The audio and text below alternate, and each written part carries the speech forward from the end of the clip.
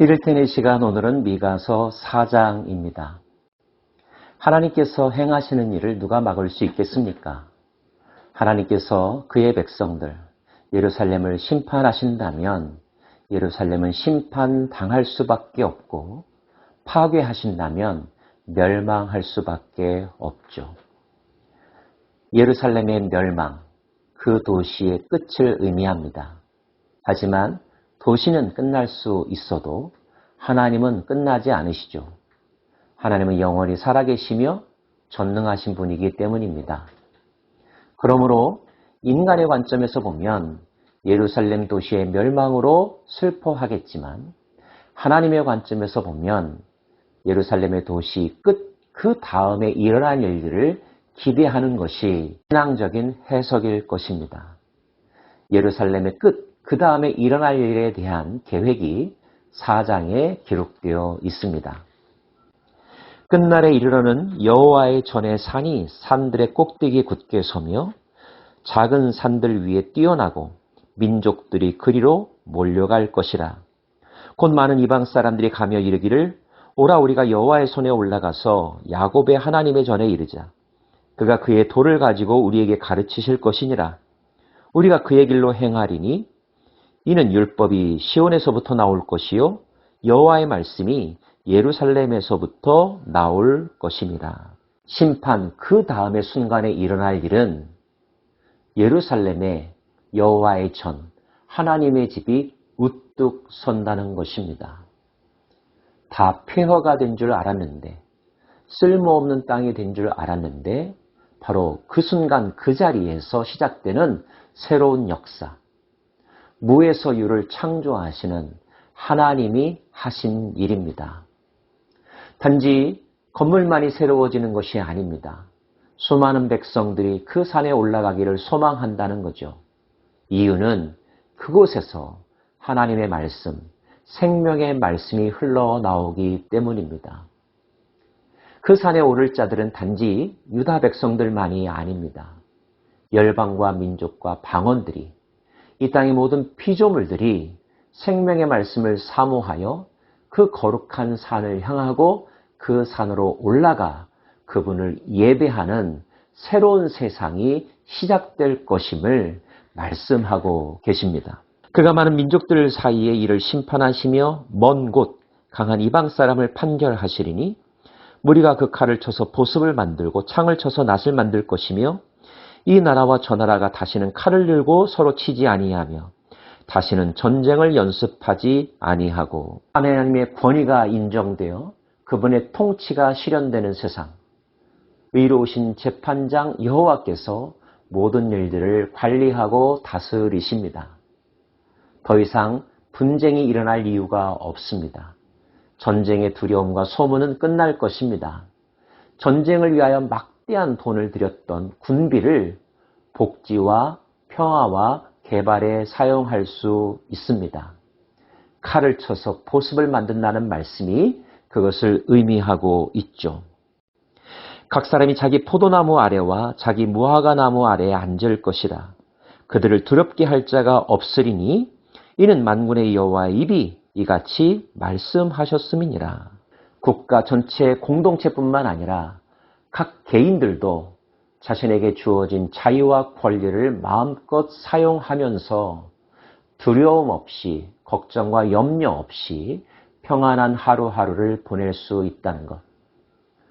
이 시대의 모든 젊은이들이, 아니 모든 사람들이 원하는 아름다운 복지국가의 모습 아니겠습니까? 심판은 무엇에 대한 심판입니까? 죄에 대한 심판입니다. 무조건 다 파괴하는 것이 아니죠. 인간의 마음 깊은 곳에 자리 잡고 있는 악의 뿌리를 뽑아내면 어떠한 지역, 어떠한 세력을 장악하고 있는 악의 무리들을 뿌리 뽑아내고 난 다음에 하나님이 다스리는 새로운 세상이 비로소 시작될 거라는 것입니다. 오직 우리는 우리 하나님 여호와 이름을 의지하여 영원히 행하리로다. 여호와께서 말씀하시되 그날에는 내가 저는 자를 모으며 쫓겨난 자와 내가 환난받게 한 자를 모아 발을 저는 자는 남은 백성이 되게 하며 멀리 쫓겨났던 자들이 강한 나라가 되게 하고 나 여호와가 시온산에서부터 이제부터 영원까지 그들을 다스리라 하셨나니 내 양떼의 망대여 딸 시온의 산이여 이전 권능 곧 딸 예루살렘의 나라가 내게로 돌아오리라. 소외되고 힘이 없었던 자, 착취당했던 자, 빛을 보지 못했던 자들이 다시 여호와의 통치 아래서 보호받고 세워지고 빛을 발하고 선한 영향력을 끼치게 될 거라는 것입니다. 백성의 회복은 그 도시의 회복. 이제 많은 사람들이 그 도시에 주목하고 그 도시에 와서 살기를 원하고 그 도시에서 일어난 모든 일들은 전 세계로 선한 영향력을 끼쳐서 그들의 문화를 바꾸고 그들의 가치관을 바꾸는 리더십의 도시가 된다는 거죠. 그렇다고 한다면 이런 세상이 올 것이라고 한다면 하나님이 계획하셨으니 반드시 이루어질 것을 믿는다면 지금 당장 살을 도려내는 아픔을 겪는 일, 수술대에 오르는 일, 하나님의 심판의 과정 속에서 죽어가야만 하는 일, 그 일들에 대하여 다시 생각하고 해석할 필요가 있지 않을까요?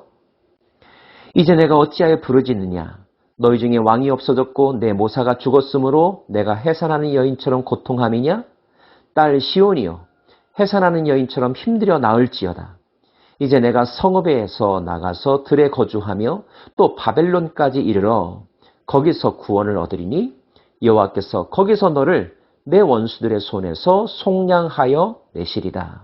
파괴당하고 끌려가고 죽음당하는 비참한 일들을 겪겠지만 바벨론에게까지 간다는 거죠. 그런데 그 바벨론에서 너희는 경험하게 될 것이라. 하나님의 구원의 손길을, 하나님의 새로운 역사를. 우리는 이렇게 질문할 수 있죠. 왜 꼭 바벨론까지 가야 합니까? 그런 비참한 일 겪지 않고도 우리가 새로워질 수 있지 않겠습니까? 하나님도 그것을 원하셨을 것입니다. 그러나 인간이 그렇게 선하지 않았죠.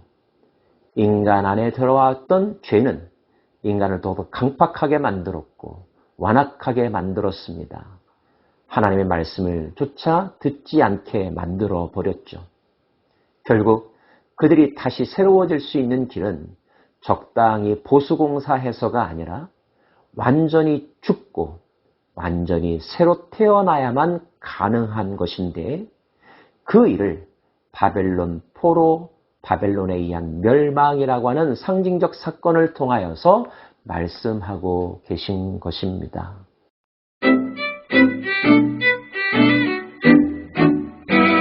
바벨론에게까지 끌려가는 치욕을 당하는 모습을 보면 사람들은 조롱하고 수군거리겠죠.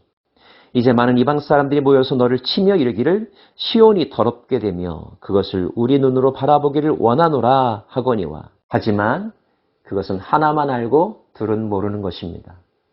인간의 이치는 알지만 하나님의 이치는 모르는 것이죠. 그들이 여호와의 뜻을 알지 못하며 그의 계획을 깨닫지 못한 것이라 여호와께서 곡식단을 타작마당에 모음같이 그들을 모으셨나니 딸 시온이여 일어나서 칠지어다. 내가 내 뿔을 무쇠 같게 하며 내 굽을 놋 같게 하리니 내가 여러 백성을 쳐서 깨뜨릴 것이라. 내가 그들의 탈취물을 구별하여 여호와께 드리며 그들의 재물을 온 땅의 주께 돌리리라. 바벨론에서 경험했던 여호와의 구원의 손길, 그 손길로 말미암아 새롭게 거듭난 새로운 공동체는 하나님의 세워주심에 따라 하나님의 능력 주심에 따라 우뚝 서게 될 것이며 공의와 정의를 행하며 세상을 이끌어가는 나라가 될 거라는 거죠. 자신 안에 있던 죄가 심판당함을 경험했던 새로운 피조물은 하나님의 공의와 능력으로 이 세상 가운데 남아있는 죄와 죄의 세력들을 심판하게 될 것이라, 다스리게 될 것이라. 그래서 하나님께서 시작하신 그 나라의 완성의 도구로 쓰임받게 될 것이다. 이것이 하나님의 계획이랍니다. 사랑하는 여러분, 이것이 하나님의 섭리일진데 우리는 하나님께서 우리 가운데 행하시는 징계와 심판에 대하여 무서워하기만 하고 피하려고만 하는 생각을 가져서는 안 될 것입니다. 하나님의 심판은 내 속에 있는 죄를 소멸하기 위한 하나님의 치료 행위입니다. 그 수술대 위에 올라가서 그분께 나 자신을 맡기고 죽음을 받아들이면 그분의 전능하심에 의하여 우리는 부활하게 될 것이요. 부활한 우리는 그분의 능력으로 새로운 존재가 될 것입니다. 그러한 사람들에 의하여서 만들어지는 세상만이 희망이 있습니다. 죄로 오염된 인간에 의하여 개발된 세상은 잠시 화려해 보이지만, 멋있어 보이지만 결국 파멸로 끝날 것입니다. 하나님의 말씀으로 온전히 거듭난 새로운 피조물에 의하여 경영되어지고 다스려지는 세상만이 모두가 살고 싶어하는 나라, 영원히 지속되는 나라가 될 것입니다. 그런 나라를 위하여 쓰임받는 저와 여러분 되기를 소망합니다. 기도하겠습니다.